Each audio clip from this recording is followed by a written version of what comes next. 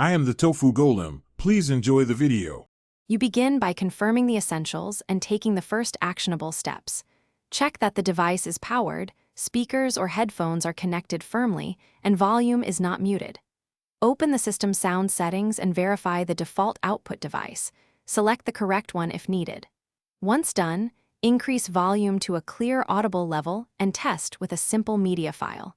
If Bluetooth is used, make sure pairing is active and shows connected. These quick verifications often reveal obvious misconfigurations immediately.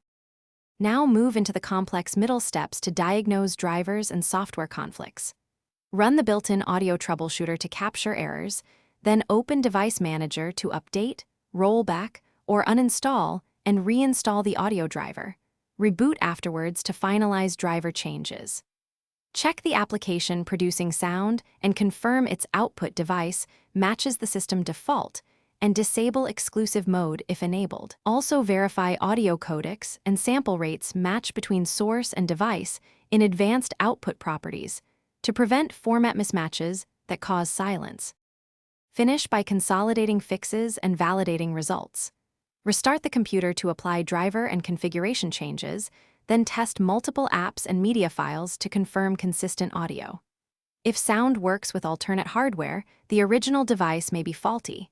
If nothing helps, reset sound settings to defaults or perform a system restore to a known good point.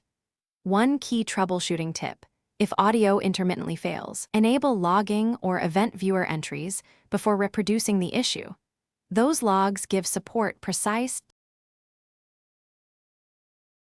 Thanks for watching. Consider subscribing if we helped you today.